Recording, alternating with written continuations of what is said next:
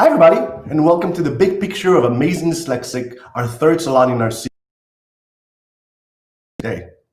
I'm your host, Gil Gershoni, and I'm the founder and creative director of Gershoni Creative Agency and Dyslexia Design Thinking, where we build brands, we launch products, and we tell stories. I've been exploring my dyslexia all my life, and I'm honored to be part of this great collections of dyslexics in this brand new book, The Big Pictures of Amazing Dyslexic and the Jobs that They Do. And this couldn't have been brought together if it wasn't for Kate and Kathy, the authors and the catalysts for this movement. Kate and Kathy, welcome. Hello, Gil. How are you? How's it going? Nice to see you. Good. Really good. We're very happy to be here this evening. Lovely. Let me just say, this is Kate and I'm Kathy. And Gil, we just wanted to say a big thank you for giving us this platform, and all at Gershoni Creative. We know how hard it is and all the hard work it goes into producing these episodes.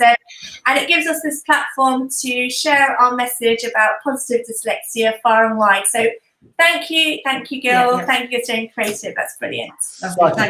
Such a pleasure. Tell me, guys, what brought you guys to sort of bring this great group of dyslexics from all over the world and write this book? Wow. Working in the arts, Kathy and I have always been surrounded by amazing dyslexics, and we know only too well that when a dyslexic finds a job they love, that with hard work, collaboration and some workarounds, they fly in their careers. So wanting to prove this to our dyslexic teams, we wrote the book. And we met the most wonderful bunch of amazing dyslexics and made some lovely new friends. And I just really quickly want to read what Kate Stanner said at the back of the book.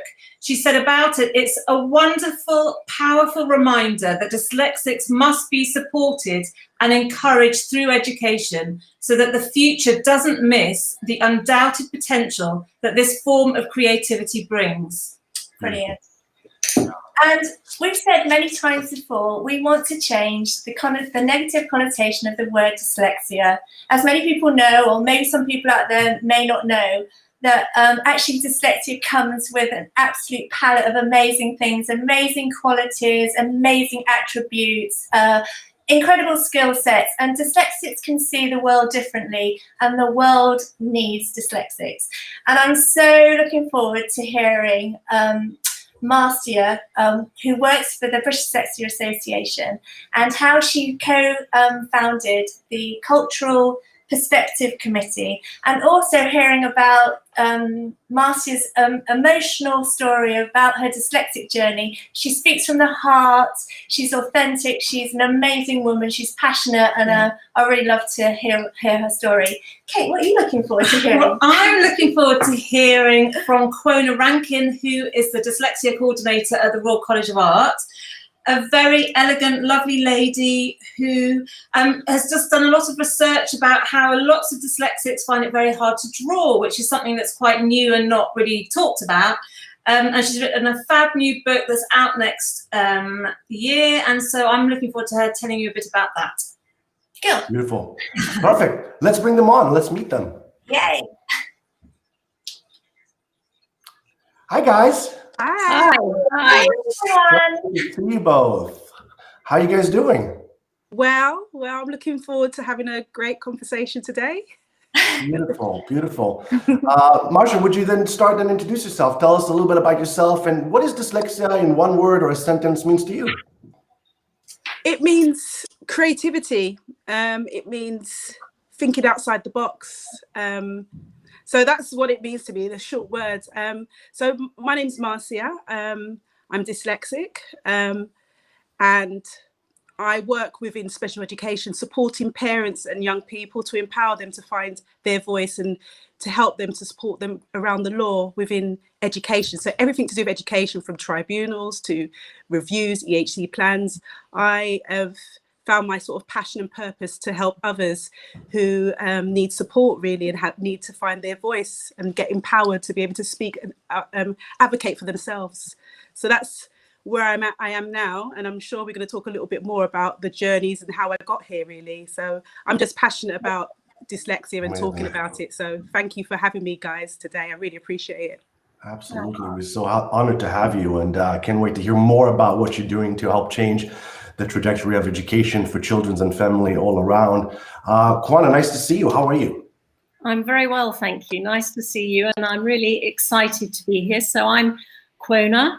I do several things. I'm the Dyslexia Coordinator at the Royal College of Art, where I help and provide advice to our dyslexic and dyspraxic students and staff. I raise awareness within staff groups about the issues affecting these students, and I advise staff on best practice for students with dyslexia and dyspraxia.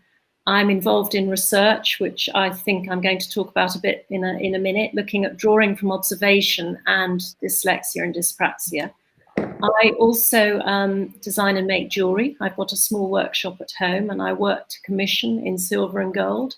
And back in 2008, I started a very small charity, which I continue to run, called the Creative Mentors Foundation, which aims to provide school students with learning differences additional mentorship, which will enable them to make the most of the educational opportunities at school and fulfill their learning potential, bolster their self-esteem, and build their confidence.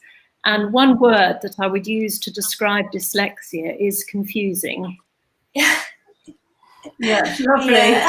It definitely can be, for sure, for sure. Although all the amazing work you guys are doing definitely helps us to find some more orientation and hopefully be a little bit more balanced within our confusion and seeing so many things, seeing the big picture all at once. One of the things that I always find interesting is when you're young, when you're a child, and you see how successful and what the things we're doing. How do we get here? What would surprise your younger self, seeing where you are today? And I know you both are dyslexia, so Marcia, what would be surprising to your younger self if she saw yourself today? Okay, so I remember my grandma always saying to me, "You got to work twice as hard. So you got to work twice as hard." And I was like, "What is she talking about?" Didn't quite get it. And through my journey, that has helped me. That's always kept in the back of my mind. And I think for me, it's that I found my voice. Growing up, you know, the time I grew up, you know, children were seen and not heard kind of thing. You didn't talk about things. You just do things. You just kind of go along, and you know, you do have thoughts, but those discussions are not necessarily nurtured to talk about and express what's happening to you. So I think for me, it's finding my voice, being here. You know, those limiting beliefs and sort of imposter syndromes. I wouldn't be doing this. I would be like, I can't do this. So, you know, I've learned to feel the fear and do it anyway. That's kind of been my motto deep down. So I think for my younger self, it'll be, wow, you've really done it, girl. You've really put yourself in a place that you're not silent anymore. You're not crumbling inside, feeling different. You're finding your voice and you're talking out. And that's the only way. That's the only way I found that I can find inner growth and strength is by talking. Because didn't you it all sort of the starting point was when someone's teacher said something very negative to your mum and it really fired you up? Yeah, they said I wasn't going to make it. I wasn't, you know, I was slow and I wasn't going to make it. I was sitting there. I think it was like a transition before I went to secondary school, and they just said to my parents, I'm going to make it. And I just thought, no, that's not me. What do you mean I'm not going to make it? That was all in my head, because it did a lot of in my head space. So those conversations was happening. I was like, no, that's not going to happen. So I just continue to be consistent, persevere. I taught myself to read. You know, I just kept on going, keep pushing. And that, as I said to you at the beginning, my grandmother said you have to work twice as hard. There's various reasons why that was, but for me, I interpret that as just keep going, working hard, you know, doing this, doing that, and staying up late at nights to try to perfect my handwriting with my pencil, because I loved writing in pencil, because then if I made a mistake, I could rub it out.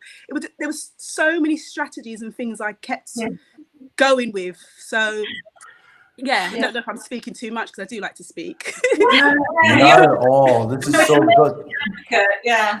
Marcia, I have a pencil too. I'm dyslexic and I hate making mistakes, so a pencil is my best friend.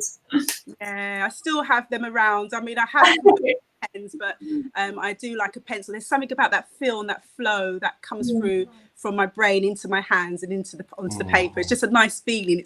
Maybe it's a sensory feeling, but I really like that feeling. So yeah. Absolutely. So for my younger self, it's just the finding my voice. I think I can't believe that I've come this far, I've pushed myself, 3 degrees. I don't know how I've done it, but Wow. you know, every time I've said to myself, oh, I don't know, you know, and support. I think it's important about the support you have, the support mechanism. So I'm grateful for those people who have been around me and encouraged me when you don't want to ask, when you don't feel you can, you don't want to, those fears to say, can you help me? It's hard, and it can have that traumatic thing that you don't want to ask people. You just keep trying to do it yourself, and sometimes you do need some help. And I think that's why I've gone into the area I've gone into, because it's about empowering and finding people's voices and that kind of development. And so, you know, I'm a qualified careers advisor, and I think that's one of the key things what led me to that role, is to be able to empower, inspire, and help people to find their full potential, because it wasn't happening for me. I had to do it on my own. And as much as that's, some of that stuff is being good, those negatives has made me have positives in myself. It can be a lonely and isolating journey. Yeah. So, Yeah, I really can. Yeah, and I think a lot of us can relate. Yeah, absolutely. A lot of us can relate to your story. I can personally, it's had some very similar experiences where some of the teachers at the time just didn't understand dyslexia, didn't understand what was going on, and really thought that it was a laziness and maybe not being as smart as the rest of the class. But having parents and having people that can see your potential and giving you that sort of support, and then igniting the fire of the amazing drive you have. And I think a lot of dyslexics have it, that we just learn and to overcome and to have this, you know, I say, tell me I can't do it and I'm going to get it done. You know, it's usually, that's the kind of catalyst to make the change. So I can really relate to your story very much. And that's beautiful.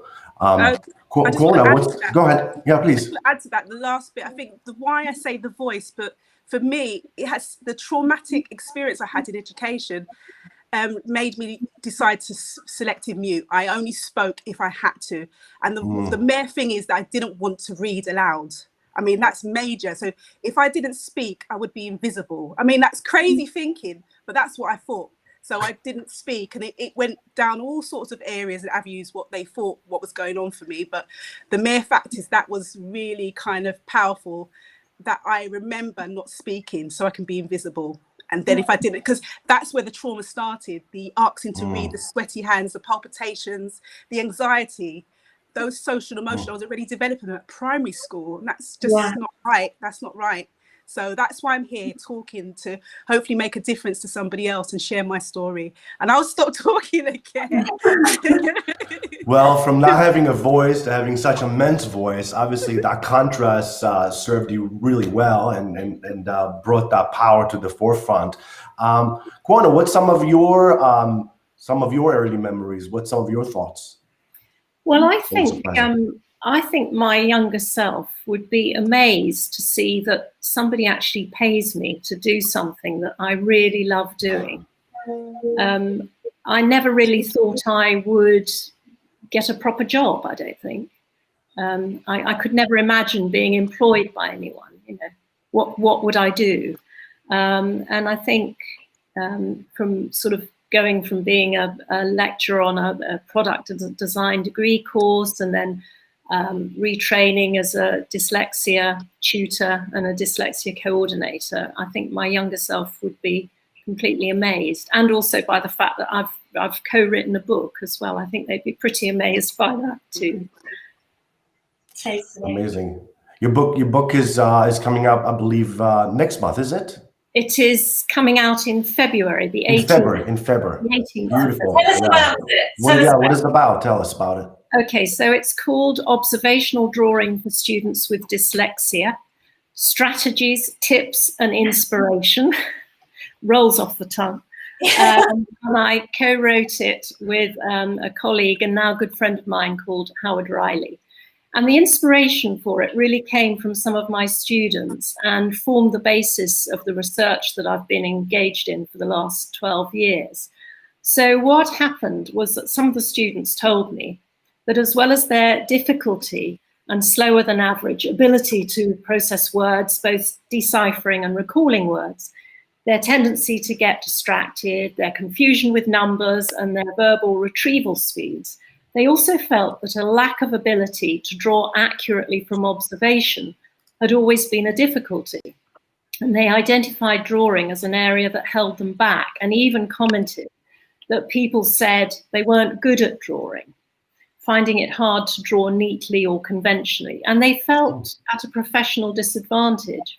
So I got together with a colleague from Swansea, Howard, who'd had similar observations, and together we formed a very small research group with 3 other academics, Nikki Brunswick from Middlesex, Chris McManus from UCL, and Becky Chamberlain from Goldsmiths. And we began looking into if this was an actual thing for dyslexic and dyspraxic people, and if so, how we could prove it and what we could do about it. So at that stage, Howard and I began developing some drawing workshops, which we ran at the RCA with groups of dyslexic and dyspraxic students, and we got fantastic feedback, which encouraged us to continue with our work. So in our book, you'll find some simple tips and strategies that can help you improve your drawings, which are taken in part from some of the drawing workshops we've done with students. And the workshops are based on some of the support strategies we use for teaching spelling and reading, and include simple steps and exercises around adjusting how you concentrate on looking at objects, and also the spaces around those objects, which we believe will improve your drawing considerably. So that's what it's about. Yeah, because a lot of these people can really think and work in 3 dimensions very well. Because all these guys are, you know, the students at the RCA, you know, they're top of their game, but they just have trouble putting it into 2 dimensions. Absolutely, yes. It's that translation of something that's in your head and how you externalize that 3-dimensional image, how you externalize it into something that's 2-dimensional that you can show a client or somebody who's going to buy it. Wow. I mean, as a dyslexic, drawing and visualizing comes very naturally to me. Yeah. But I know, as we talked about previous, is that there are folks with dyslexia that using that medium or those tools is maybe not as intuitive. So I can't wait to read the book and see it. Any observation, obviously, is as a university and art, and that learning and showing them how to do 2-dimensional and 3-dimensional drawing. How does that help or affect or support the dyslexia mind? Well, I think it's a matter of not being discriminated against in your profession because you can't do something that people expect you to do.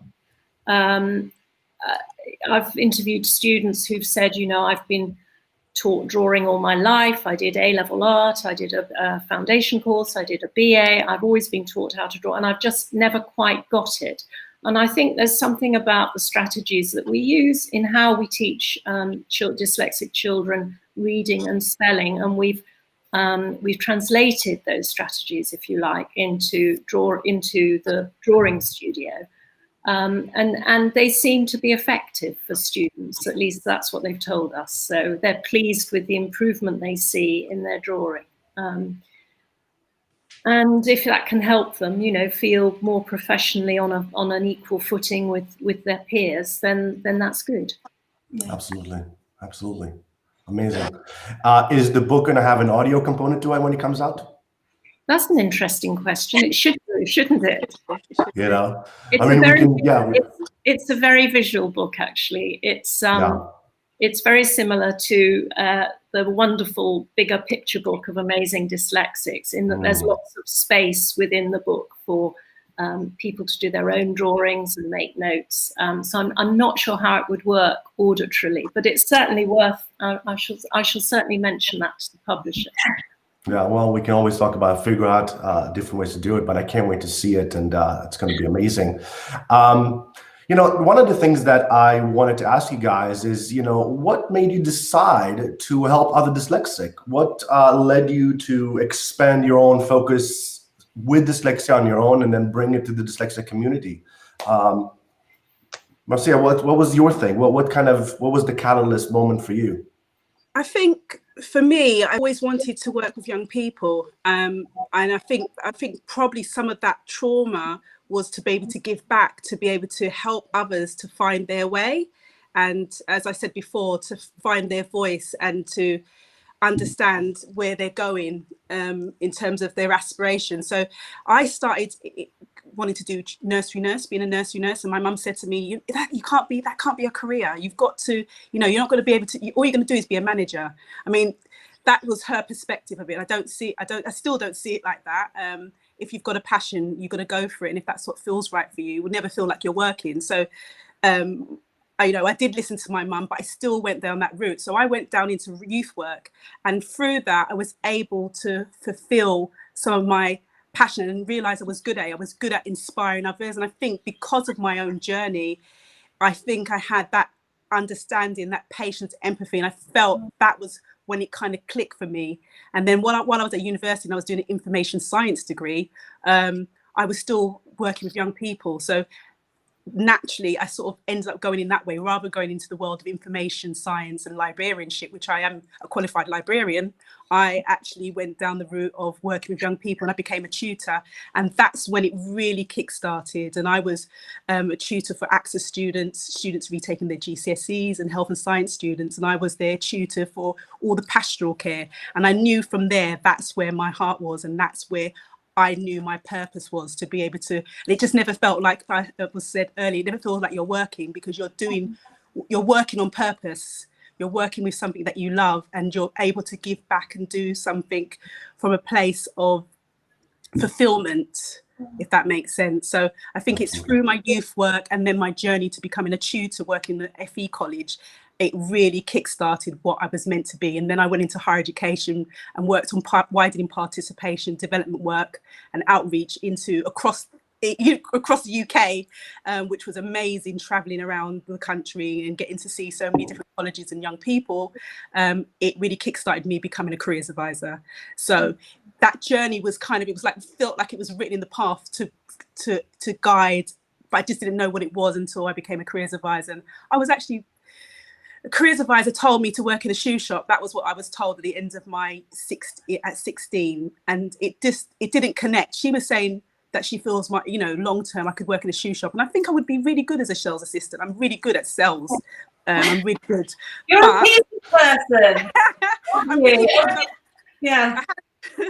I had a Saturday job and I was brilliant. I was genuinely, if something didn't, I thought, I was really good. So I know I was good at that, but that didn't make sense to me. She's saying work in a shoe shop and I'm saying I want to work with children. So it was it felt, when I became a careers advisor, I just thought, wow, I'm doing something. I remember this career, and I actually met her again, which is another story. But and she remembered me, but I don't know if she remembered the advice she gave me. I don't think you should give advice. You should help people to find their way, and you give them tools. And so anyway, so that's kind of where I sort of developed my passion to realize guidance and helping people to find their potential and reach their potential was really what I wanted to do. And as I said, I do think it's through my gift of dyslexia that I found it, if that makes sense. I feel absolutely. Yeah. You're very magnetic as well. I mean, you're very magnetic for people. When Marcia kindly invited us to the Waltham Forest Dyslexia Association to give a talk, and everyone adores you there. I mean, you really are just such a fab, positive role model. Thank you. It's not always easy. You know that living with dyslexia daily, you're going to have your ups and downs. As I said to you, I've had moments where you've had the self-doubt, the imposter syndrome, thinking I'm standing here and I'm talking, but in my voice I said, what are you? Oh no. Oh, we sorry. lost her for a minute. Lost you. There she is. You've got your, oh. Well, reliable, what I love about Back to the Pencil is that it's an old technology that doesn't go offline for a minute, but she'll come back in just a second and we'll continue to hear about it. So sorry. There she is. Here she is. This is what you call being live. Exactly. Yeah. Exactly. Yeah. Exactly. So apologies for that. So I've lost my train of thought, what I was actually saying, but with the WFDA, yes, I didn't mention that. I'm also a trustee of the WFDA. And when I was having a downtime, I wanted to help, more. And what I haven't said, dyslexia definitely runs in my family because my mum's dyslexic and I'm dyslexic. That was really interesting. That's another topic, having two dyslexics in the house. And then one of my children is dyslexic. So we're really dyslexic. The genetics is really there with the dyslexia, and it's an interesting journey on itself. So I was seeking something. So that's how the WFDA came about. And I'm a trustee. I do their lead on their social media.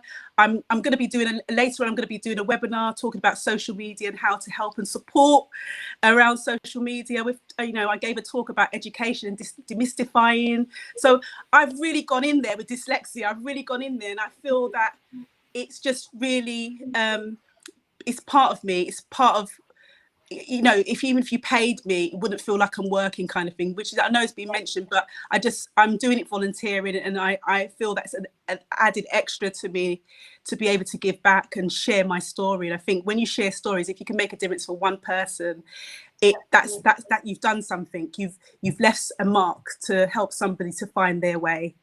Because dyslexia there's a lot of barriers within education, and I know we may talk about that a little bit later. And the diversity and equality around that as well, and social justice. So there's a whole range of things that I'm really key to to explore around cultural perspective as well. So WFDA, and then that's how I set up the BDA cultural perspective, by sort of going to the annual general meeting and saying, I'm here, but it's not representing the community, what's happening. And then through that conversation, they said, we're going to have a cultural perspective and you're going to be it. And there it was, by speaking out. And I think I realized, by speaking out and sharing your story and your voice, people, what can they do? It's your truth. So what can they do with it?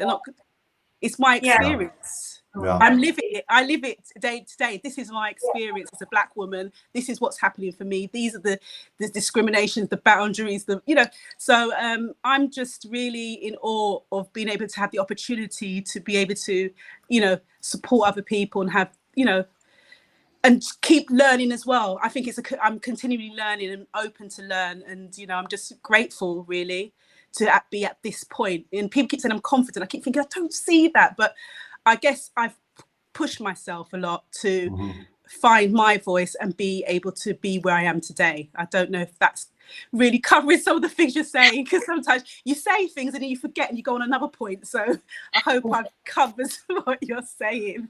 Yeah, no, it makes total sense. I love in the book how you express your dyslexia, which is interwoven with your culture and environment and class and education. Yeah. I think some of us, so many of us can relate to it, coming from so many different places around the world, wrestling with the challenges, as you said, with education or support and figuring it out. So it's so inspiring to hear your perspective and really creating an inclusion of all of us, even though our dyslexia are different. And you said your truth is maybe slightly different than mine, but we are both in it together, and giving the voice to all of us is it's so moving. I mean, I'm so inspired by your work. So thank you. If people on the live chat would love to join some of your seminars and some of the things you're doing, is that open to the public? Is there a way we can send a link out so maybe they can come and learn more about your efforts? Yeah, so through the WFDS, it's the Waltham Forest Dyslexia Association. So they can just search via their website, and there's an admin email, and I'm sure one of us will pick it up. And I'm on LinkedIn. I do a lot of LinkedIn. I realized how much post. I'm trying to create a blog, and I realized I had, within a certain amount of time, I've done 47 post on just my personal experience, and I thought, I really do need to get a life. I mean, what's going on here? But it's great that I would never have done that, and I don't even think about the spelling mistakes. Sometimes I sit and you'll see I've edited it like 7 times, where you read it through, but you don't. I just put it out there. I'm not going to worry about spelling anymore. I can't. It's not, and it's not just about spelling. It's more than that. And like you said, the cultural perspective, is something now that's more being spoken about since the incidents what's happened in America. But it's always been there. I've always looked at publications when I was growing up, and I never saw me. Representation, imagery is so important, and that's part of who I am as a person. But it's also within the dyslexia community. We need to see that, because our environment and all the things what has an impact on us, all part of it. It's all part of it, and so that's what makes us different. But it's also part of who I am, and that's really key that I see that as well. So that's why I speak as well, to represent that, because dyslexia should be colourful, so it should include everybody. It affects everybody in any country, but we don't always see that. It's quite the narrative's more a Eurocentric one, and we just really need to change that, whether it's through the arts, whether it's through our literature. So that's where I am with that. I think I'm all about collective, but I also have to talk about my journey and some of my culture that's made me who I am. So my mum was very strict, and I'm not saying everybody within the African Caribbean, where my parents are from Jamaica, but that helped my dyslexia by having order, structure, routine, those things. Housework was serious in my house. You know, those things really helped me to be organized and be on top of my game as well. So I'm thankful for those aspects of my culture that enabled me to be who I am. You know, my rice and peas on a Saturday. You know, I'm keeping it real here. These things have contributed to my, you know, you talked about authentic or uniqueness, and it makes me who I am. But I'm still dyslexic. Yes. We love that. We love that. I can relate to having the structure that allows us then to have our dyslexia, so we can see everything at the same time and have all these passion ideas, but then also have some physical processes and ways about the day that allows us to sort of regulate some of this immense passion and drive. So I can definitely relate to your story in that sense. And I think that's for young children and young adults to really learn how to have a relationship with your dyslexia and how to regulate it, and how to sort of play with it and understand how your mind works is so important to be able to kind of build on it and thrive with it. So totally can relate to that. Qona, tell us about what made you decide to sort of move from your work on your own dyslexia to sort of help others and their sort of dyslexia challenges and coming out with it. Yeah, I've been thinking a lot about this question, actually. It's an interesting question. And I think really what led me towards working with other people was a very strong sense of injustice. And I've got two examples. So many years ago, I was a senior lecturer on a product design BA, and I began noticing that many of what I considered to be the most talented students in terms of their design work weren't getting first-class degrees, which seemed very odd and unfair. And when I looked into this, I realized that their dissertation marks were aggregated with their studio mark, and that was pulling down the final mark. And at about that time, an inspirational woman called Jane Graves, who worked at Central St. Martin's, delivered a staff development session called Make Dyslexia Your Friend. And Jane explained that there were a huge number of dyslexic students studying in art and design, which we didn't know at the time, and that we needed to be doing something about helping them, particularly with any written work.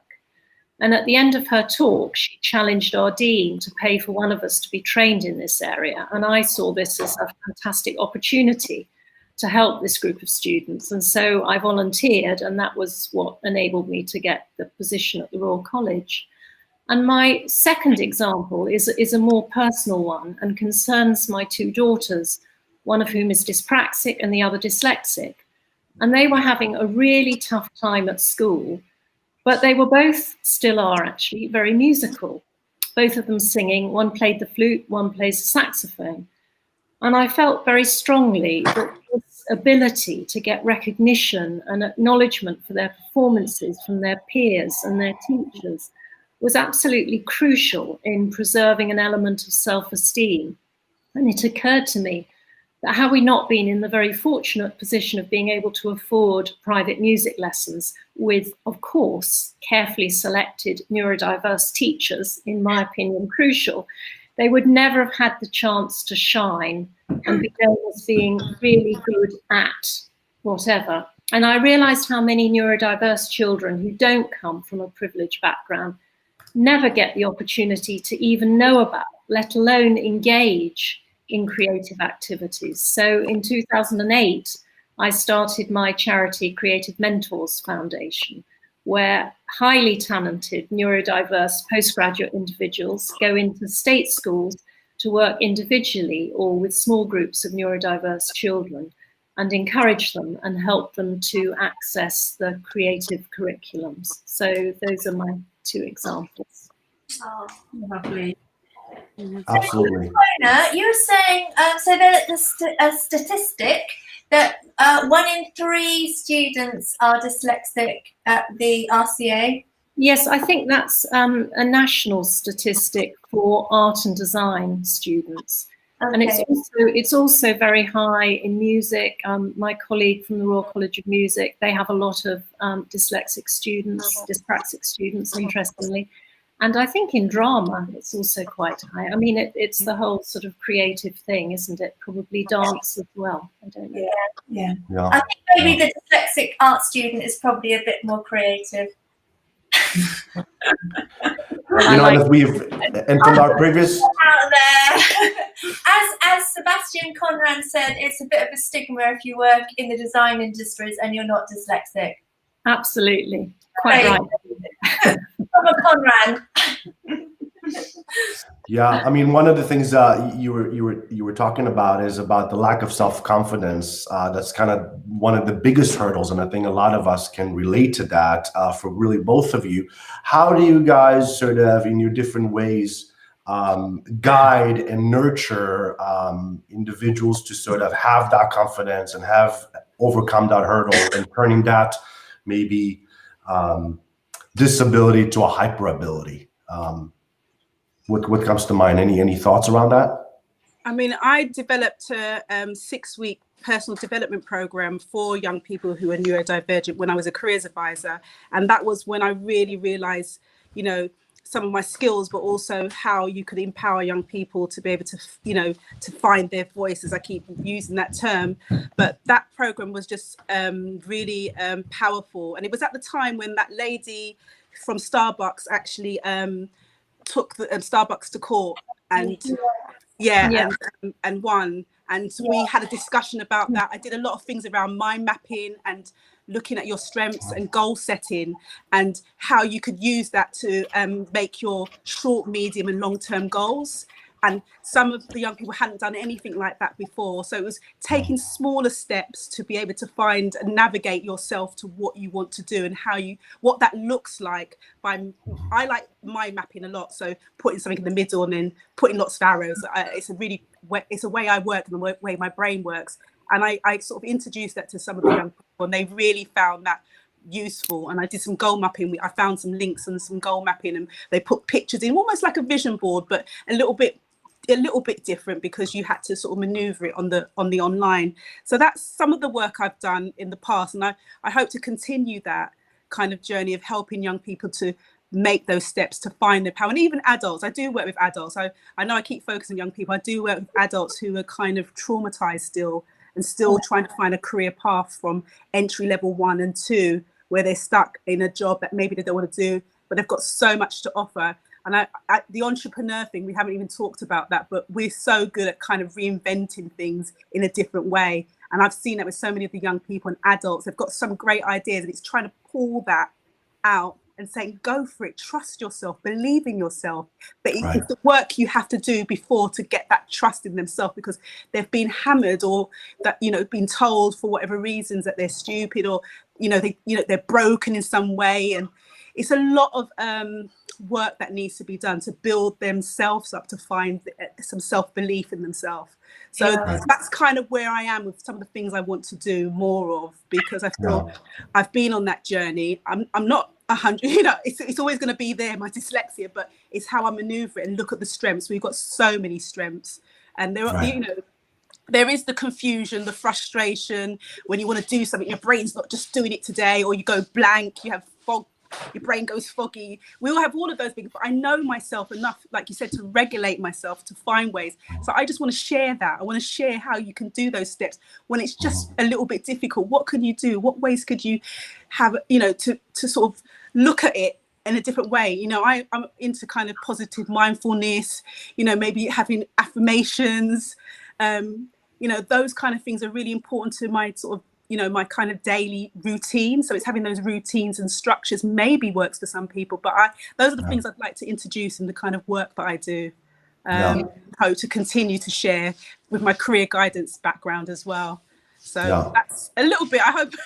I always this is great. And absolutely, no, it's great. It's mind mapping is something that we've heard before in our previous salons as well, and it's a tool that I know we use with our work, not just to manage my dyslexia, because that's kind of the way I see, but actually to really find ways to solve big problems and to change different scenarios or different products or different markets or industries, because the gift of dyslexia is that we can solve problems in different ways, and we can see the path to them in very multi-dimensional way. And if we can map it and we can regulate it, then we start to see almost stop time or slow time, so we can see through it and see really unique opportunities how to do so. So both as children to learn the skill of it, but as adults and as professionals, I found it to be an amazing tool. So thank you for bringing that up. Very helpful. Qona says the most brilliant example of a dyslexic person trying to get to the pub compared to a non-dyslexic person and the journey they go on. Can you do a quick version of that, Qona, just to illustrate? It's brilliant. Well, I made a little movie of it. Yes. So basically, what it was I went out on my bicycle and I cycled a route, filming it the most direct way, and then I cycled the route again using all sorts of little paths that went off, and went down by the river, and I just sort of had a narration about the neurotypical brain who set off on their bike and went straight along the path that they've been told to go along and ended up at the pub to meet their friend at the appointed time. Oh, I should have said that both the neurotypical and the neuroatypical brain were looking for jobs in the film production company. So anyway, so the neurotypical brain arrives at the pub at the right time, meets his friend. The neurodiverse brain, who meanders off the path and takes all these little distractions, looks at the river, sees a boat on the river, sees somebody must have fallen in, gets distracted by an aeroplane, suddenly realizes they're completely lost, but meets a stranger coming towards them who they ask the way of, and the stranger says, oh, I'm going to that pub, walk with me. By the way, I've got a film production company. So by the time the neurodiverse brain ends up at the pub to meet his friend, yes, he's 20 minutes late, but yes, he's got an interview for a job. Yes, it's a brilliant example. Yeah. I could relate to that. It's a really good story. I've done many things, crazy things like that, and you still get there though. You still get to your destination, but you've saved somebody's life, or you've done something else along the way, which has a meaning as well. And you were just meant to be there at that time. That's how I see it. Yeah, but I think really the film's better than the narrative, really. Yeah. Yeah. I can relate to that as well. It's trying to control that linear path sometimes creates less results than just flowing with where your play and mind goes and being open, and surprises occur. And I think we hear it again and again. If we're trying to innovate or dance, or as we heard from James, do surgeries in our first episode, or change people's directions in life in order to give them that confidence and to give them the skill to be able to say, flow with it, dance with it, find your own way. And often we arrive with a lot more gifts than if we just try to stay on that linear path. So inspiring. As we're talking about where this goes and what's the future of education looks like, if we were to say, what would a truly inclusive future of education look like to you guys? What would you share with us? What would be some of the sort of top takeaways that we can be inspired to change education for all? Marcia, you want to start? Yeah, I would take away just having exams, what's testing your memory. Because I think I'm good at remembering things. It's a different kind of memory. So if I had to put in a performance or a song or a dance or present it once I've prepared with my key points, I think why can't we be assessed like that? Why does it have to be by memory? I think they're missing a trick there. Like we've talked about talent in different ways, we need to have different creative ways of engaging. Also, the structure is outdated, if I'm honest. I feel schools are outdated. And, you know, why can't we have an entrepreneur session? Why can't we have creative online assistive technology? You know, it just needs to be kind of revamped to help a young person find their you know, their gifts, whether they're dyslexic or not. It needs to be, if it's dyslexic friendly, you know, for neurodivergence or just on a whole, it's going to be friendly for everybody, because everyone's going to have a part of that, and you'll have your exams as well. But you know what I mean? So I think inclusion, integration, it's a really kind of funny balance, and at the moment I don't think we've got the balance right. So I would be looking for something that's more nurturing, more getting to really know that child, that personal centered approach, a more holistic approach. And having, I just imagine music, I'm just all over the place. I've got so many, at the moment as I'm talking, I can see so many images of this really cool school that's just in, you know, the child is at the center. And the same within, you know, within colleges, having it more open to have, you know, why have we stopped all the creative arts? Why have we, you know, we need those, we need that balance of, you know, it can't be all serious and just targeted. So I just think it's got to be more nurturing. It's got to be the person's got to be at the center of that. And we have to have different ways of assessing. I think we've talked about, you know, like the way, you know, I know that I could have, you know, my dissertation got points down because of the way I was, it was assessed. But if I was to talk it through, I know I'll probably have a better dissertation approach if I could do different things to it.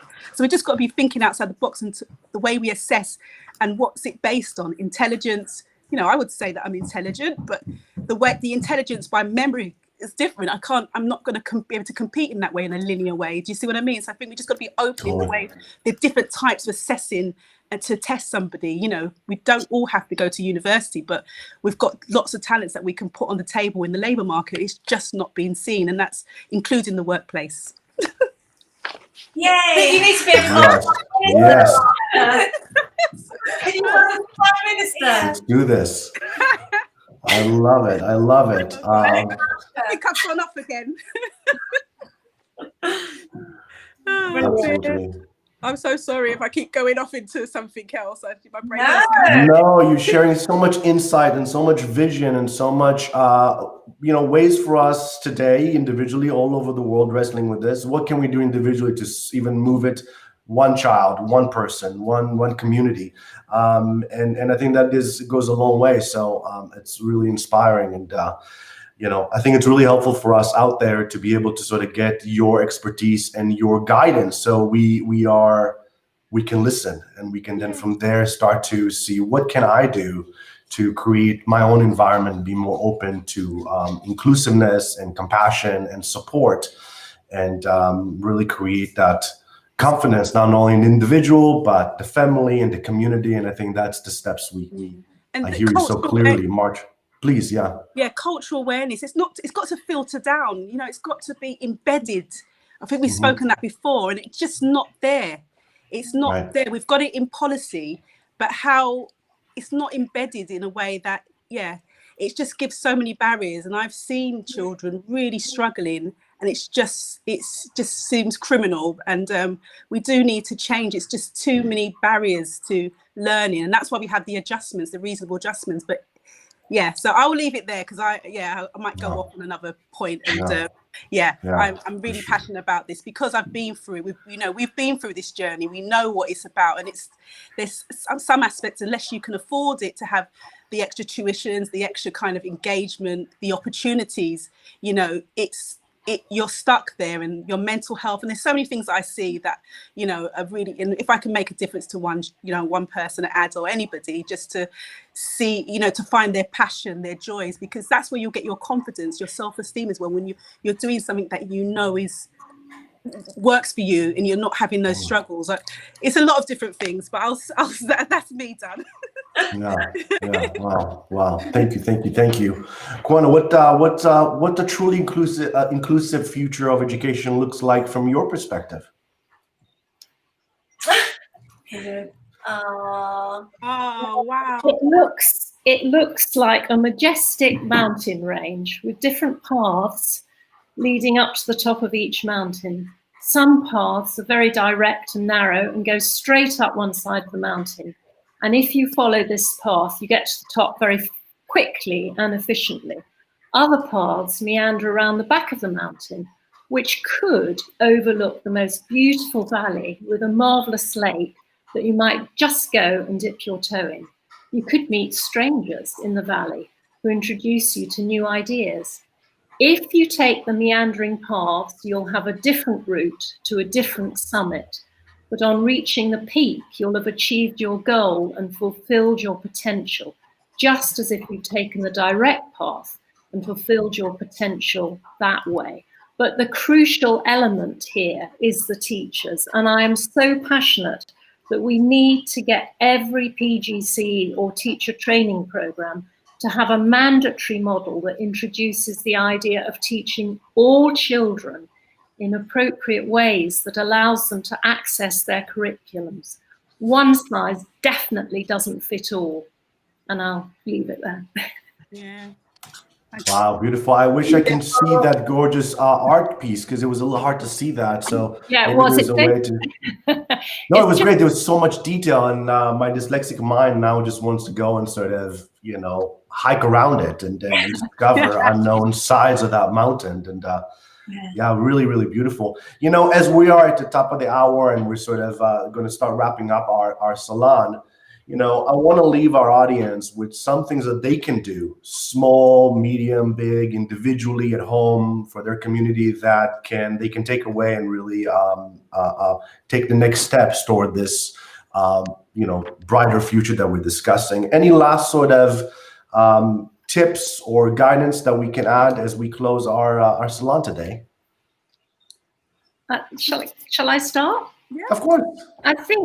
I think if you've got dyslexic children, what's really, really important is to get them acknowledged, but not by you, because mums and dads always think their children are marvellous. So children don't hear that. It's just, oh yeah, you're saying I'm marvellous because I'm your mum. So you need to find something that you can encourage them to do, and they'll get recognition and acknowledgement from other people, their peers, their teachers. And I think that's, if you're going to do one single thing for your child, that's the most important thing you can do. Give them something to shine at. And I think from the adult's point of view is finding that network or community, reaching out and sharing, feeling that if you're feeling fearful to tell anybody, just trust yourself to find a community or a network. If you use social media, go on LinkedIn. There are community groups out there that can, you know, help and are doing some great work. So I just think that could be a good point to start with, looking out and see what's in your local community or on social media, because there's some great stuff out there and great support that, you know, to just start not healing, but dealing with some of the things that are happening for you. Because yeah, so that's what I would say. Really try to reach out to your local community, see what's out there for you, to start to break that silence if that's what's happening for you. You're not alone. You're in such good company, which is the point. Is, you know, you can fly, but I think was it Margaret Rook wrote in her book about it just being so important to have one person advocating for you. Yeah. You know, and that could be a teacher, it can be a parent, and obviously everyone's experience is so different. But I think if you know, the more open and the more people talk about it, then the less alone these kids are going to feel when they're sat there, nothing's sticking for them in the way they're being taught. So yeah, it's important. And just no more stigma and that taboo. To remove some of that and just, you know, say this is it. And I think that's where I come from as well, in terms of the representation, seeing me as a young black woman, but as a black woman, you know, saying that it's everybody. It's not just one, you know, person that it looks like. It's across the world. And I think that's really important for me as a black woman, to be able to do that and have that voice to share. Obviously, like I've said, my experience is different, but that representation of somebody different sharing their story and saying it's real, it does happen, and this is my story, is really important as well. So, and you will get through. The future is bright. Absolutely. Yeah, and your wonderful book Yeah. Oh, I haven't got mine. Children will help children everywhere. I think you need to do an international version. So You that really again? do. Say that You again. need to do an international version of it. I love that. We're working on it. Because Yeah. there's so many countries which don't acknowledge dyslexia. And I've been Right. looking at the chat, and there's some people in the chat saying, you know, that in their countries it's not acknowledged, it's not recognized. So they need one of these. Yeah. Absolutely. Well, you know, and be able to hear and read. And, you know, this book is so beautifully designed. There's so many different ways to take the information. It's a lot of pictures of these amazing dyslexics doing what they do best and thriving in their own ways, industries and spaces. So it's truly inspiring. Get the book and share it. And I think that, you know, absolutely. You know, for me in closing, and I think that, first of all, thank you so much, you guys. This was so moving and so, you know, insightful. There's so many takeaway I can see from the chat. And personally, you know, just to end on the note is find something that you love to do, because often we focus about what we can't do. And I think that the gift of dyslexia is that we can do so many things that we overlook because we're wrestling with the one or two or few things that are very challenging to us. And I know personally, when I found what I love to do, I channeled that, and I know you guys as well. I channeled that immense play and ideas and problem solving in a truly moving way for me. And when we are sitting in our truth, then we can definitely include our community and bring that passion to life. So this was amazing. Thank you so much, all of you guys, for being here. Kate and Kathy, thank you so much for writing and bringing us all together. Absolutely. And in closing, I just want to tell you all out there that we are having another salon coming up on November 19th, which is going to be 10 a.m. California and 5 p.m. London. We're going to be talking about dyslexia. Yeah, in London. It'll be 6 It's because p.m. we- Would it be 6 p.m.? Because the time don't change. You're right. 6 p.m. Thank you. You know, as a dyslexic, numbers also dance around for me. So always takes a community. But we're going to be talking about dyslexia, couture, and children's books. And that's going to be, I think, quite inspiring as well. So I hope to see you all. Please subscribe. Send us some more questions. Spread the love and spread the word. And here to Amazing Dyslexic, everybody. And sign up to Marcia's webinars. Absolutely. Well, everybody, have a wonderful day. Have a great night. And thanks again. Bye, everybody. Thank you. Bye. Bye.